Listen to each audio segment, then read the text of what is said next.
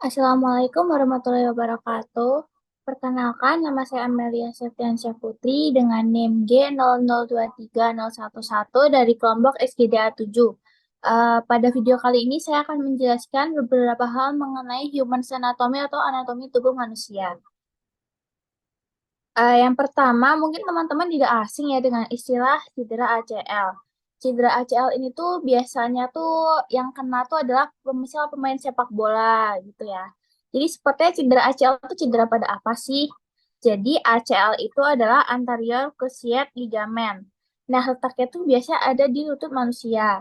Tepatnya pada articulatio genu. Nah, articulatio genu itu merupakan suatu artikulasio yang sangat kompleks sehingga dia tuh disusun oleh banyak ligamen. Nah, salah satunya adalah ACL ini. Nah, pada gambar sebelah kanan ini ACL terletak pada nomor 16. Nih. Selanjutnya eh ACL atau anterior cruciate ligament ini sebenarnya menghubungkan antara os apa dengan os apa sih? Jadi ACL ini menghubungkan antara dua os yaitu os femur yang atas dengan os tibia di bawahnya. Jadi si ACL atau anterior cruciate ligament itu ada di antara sini, antara si femur dengan si tibia.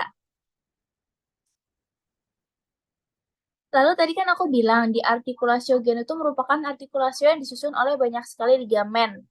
Nah, di sini aku bakal jelasin ada apa aja sih beberapa ligamen yang penting di artikulasio genu. Yang pertama ada ACL atau anterior cruciate ligament yang tadi. Dia tuh di gambar bisa dilihat di nomor 11. Nih. Kemudian ada PCL atau posterior cruciate ligament, dia ada di nomor 17. Nih. Kemudian ada MCL atau medial cruciate ligament. Nah, MCL ini sebenarnya sama aja dengan si collateral tibial ligament. Kenapa? Karena kan di regio cruris itu ada si tulang tibia sama tulang fibula. Nah, tulang tibia itu letaknya lebih medial daripada fibula. Jadi si collateral tibial ligament ini bisa disebut juga sebagai medial cruciate ligament. Dia ada di nomor 10 nih. Jadi ini tuh bagian medialnya, medial tubuhnya. Terus semakin ke sini, terus semakin lateral. Kemudian ada lateral cruciate ligament. Kalau MCL tadi di tibia, collateral tibia ligament, berarti si LCL ini ada di fibular collateral ligament. Karena si tulang fibula itu letaknya lebih lateral daripada si tibia. Ya tadi nomor 6. Nih. Kemudian ada ligamentum transversum genum. Itu ada di nomor 13. Kemudian ada ligamentum patella, jadi nomor 14. Ini tuh ligamentum patellanya dirobek ya. Sebenarnya tuh dia tuh kayak menutupi bagian lutut kita gitu. Tapi dia di gambar ini tuh dipotong biar si ligamentum yang lain bisa kelihatan. Kemudian apa aja sih muskulus atau otot yang membantu pergerakan dari si ACL? Jadi yang membantu itu ada terbagi menjadi tiga dari golongan musculus quadriceps femoris, hamstring muscle, dan musculus gastrocnemius. Untuk musculus quadriceps femoris itu terbagi menjadi musculus vastus intermedius ini, kemudian ada musculus vastus medialis ini dipotong juga. Kemudian ada musculus rectus femoris, ini juga dipotong. Kemudian ada musculus vastus lateralis.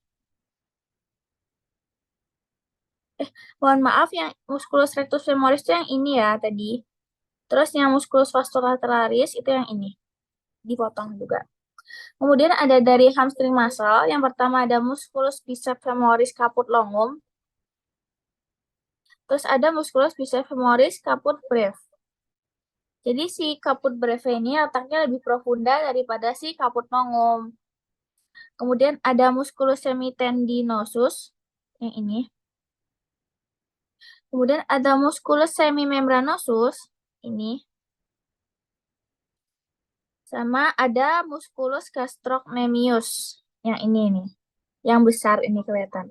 Jadi itu letaknya ada di betis manusia. Nah, kalau regio yang atas ini namanya regio femoralis. Sedangkan regio yang ada di bawah lutut atau di bawah patella itu adalah regio cruris. Nih. Lanjut, selain ada ligamen, pada bagian lutut kita juga ada tendon. Nah, tendon apa aja sih yang ada di lutut kita? Yang pertama ada tendonnya adductor magnus, yang ini. Kemudian ada tendonnya dari semimembranosus, ini. Kemudian ada tendon dari si musculus popliteus. Nah, di lutut itu juga ada namanya suatu struktur namanya bursa. Jadi bursa itu seperti bantalan. Nah, bantalan itu berisi air untuk melindungi sendi kita dari gesekan. Jadi yang pertama ada bursa suprapatellaris. Dia tuh ada di sini. Kenapa namanya suprapatellaris? Karena letaknya lebih superior, lebih supra dari si patella. Kemudian ada bursa subkutan prapatellaris atau bursa superficialis prapatellaris karena letaknya dia ini lebih superficial daripada si patella ini. Kemudian ada bursa infrapatellaris yang dibagi menjadi dua, yang subkutan atau superficial dengan profunda. Yang profunda itu letaknya lebih dalam, yang superficial itu letaknya lebih luar. Untuk vaskularisasi terbagi menjadi dua, untuk vaskularisasi arteri. Pertama itu dimulai dari aorta. Jadi sebelum ada arteri femolaris itu ada aorta yang akan bercabang menjadi arteri iliaca communis. Kemudian iliaca communis bakal bercabang menjadi arteri iliaca eksternal dan arteri iliaca internal. Nah, sebelum ini ada arteri iliaca eksternal, kemudian dia bercabang menjadi arteri femoralis, kemudian berlanjut dan bercabang lagi menjadi arteri poplitea. Nah, arteri poplitea itu yang bakal membawa darah kayak oksigen ke bagian lutut sebelum nanti disalurkan lagi bercabang menjadi arteri tibialis, anterior posterior, lalu dilanjutkan menjadi arteri fibularis. Untuk vena pada ekstremitas inferior itu dibagi menjadi dua. Vena deep vein atau vena yang lebih dalam, profunda, juga ada vena suprafisial. Kalau vena superficial ini letaknya ada di bawah kulit, kalau deep vein ini tuh letaknya ada di bawah jaringan otot. Pertama ada vena cava yang kemudian bercabang jadi vena iliaca communis. Vena iliaca communis kemudian bercabang menjadi vena iliaca externa dan vena iliaca interna. Nah, vena iliaca externa ini nantinya eh, akan bercabang, ini yang bagian deep vein ya, menjadi arteri femoralis. Arteri femoralis akan dilanjutkan menjadi, vena femoralis, kemudian akan dilanjutkan menjadi vena poplitea. Nah, vena poplitea ini yang ada di lutut kita. Kemudian dari vena poplitea barulah dibawa menjadi vena tibialis anterior dan posterior dan vena fibularis. Kalau yang vena superficial dari vena iliaca externa ini tuh bakal jadi vena sapena magna. Lanjut, ada plexus brachialis. Plexus brachialis itu sebenarnya apa sih? Plexus brachialis itu adalah anyaman saraf dari nervus cervicalis 5 hingga nervus thoracalis 1. Ini, dari cervicalis 5 sampai thoracalis 1. Yang kemudian akan melewati leher dan ketiak hingga akhirnya ke seluruh lengan. Nah, fungsi dari plexus brachialis ini adalah memberikan persarafan motorik, sematik, dan sensorik ke ekstremitas atas. Jadi perjalanannya adalah pertama plexus brachialis itu diawali dari 5 ramus atau akar, yaitu cervicalis 5, cervicalis 6, cervicalis 7, cervicalis 8, dan thoracalis 1. Nah, nervus cervicalis 5 dan 6 itu bakal bergabung menjadi trunkus superior. Cervicalis 7 akan menjadi trunkus medianus, cervicalis 8 dengan thoracalis 1 akan menjadi trunkus inferior. Nah, masing-masing trunkus ini akan bercabang menjadi anterior dan posterior. Kemudian tiap dua divisi akan bergabung menjadi fasciculus. Nah, fasciculus ini ada fasciculus lateralis, fasciculus posterior, dan fasciculus medialis.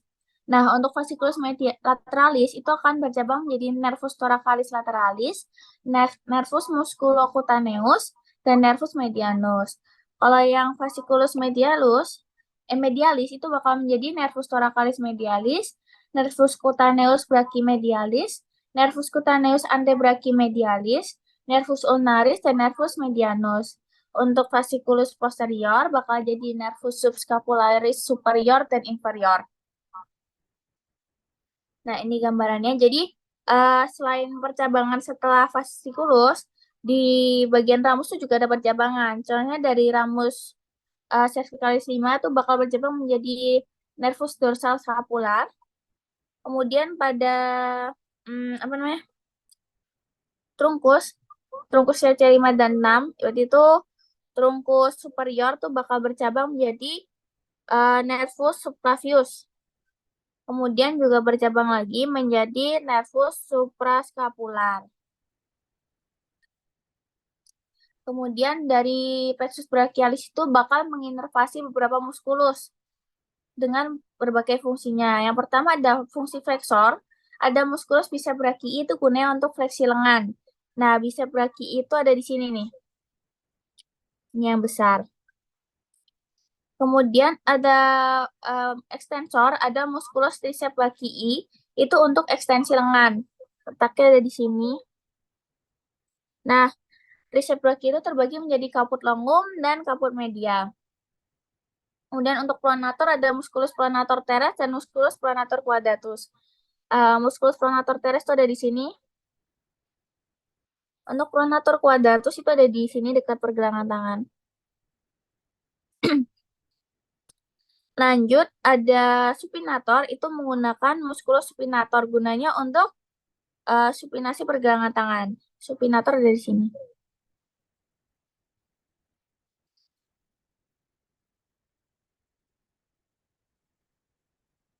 Kemudian ada abduktor. Untuk abduktor itu ada musculus deltoideus, gunanya untuk abduksi lengan. Ini musculus deltoideus. Ada di bahu. Kemudian ada adduktor, itu ada musculus pectoralis major, gunanya untuk aduksi lengan. Aduksi lengan. Itu ada di sini. Ini juga dipotong ya, di gambarnya ini. Lanjut, ada regiodorsum. Nah, regiodorsum ini ada beberapa muskulus yang menyusun. Yang pertama ada musculus trapezius, ini tuh yang paling khas, bentuknya seperti bintang ini.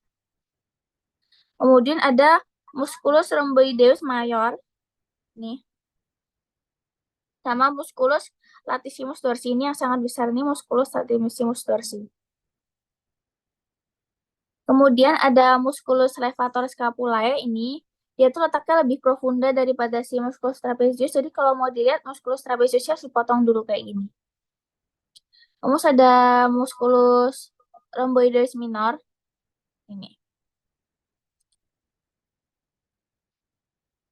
Nah, untuk origo dan insertionya, untuk musculus trapezius, itu origonya ada di protuberantia occipitalis externa, processus spinosus vertebra cervical 7, dan semua vertebra torakal.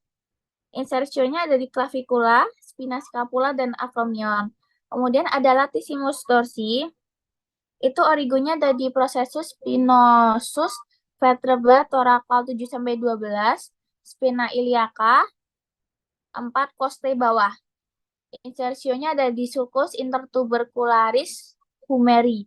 Kemudian ada musculus rhomboideus major, itu origonya ada di processus spinosa vertebra torakal 2 sampai 5. Insersionya ada di margo medialis scapulae. Musculus rhomboideus minor, origonya ada di processus spinosus vertebra cervical 7 dan vertebra torakal 1. Insersionya ada di margo medialis scapulae. Untuk musculus levator scapulae, origonya ada di processus transversus vertebra cervical 1 sampai 4. Insersionya ada di margo medialis scapulae, angus superior.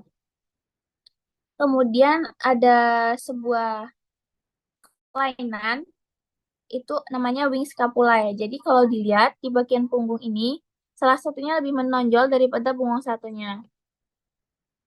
Nih, profound winging on the medial border of the scapula. Jadi scapula itu lebih menonjol gitu. Jadi hal itu tuh bisa disebabkan oleh atrofi dari beberapa muskulus. Contohnya ada musculus rhomboideus, musculus rhomboid, terus ada latissimus dorsi, trapezius bagian bawah, dan serratus anterior. Akibatnya nanti bagian atas dari scapula itu akan muncul ya dari trapezius yang mengakibatkan jadi terkesan kemunculannya tuh lebih menonjol daripada yang normal. Ini untuk gambaran dari sampingnya. Ini ada musculus deltoideusnya menjadi hipertrofi gini. Juga ada lordosis pada punggung. Sekian presentasi dari saya, kurang dan lebihnya mohon maaf. Wassalamualaikum warahmatullahi wabarakatuh.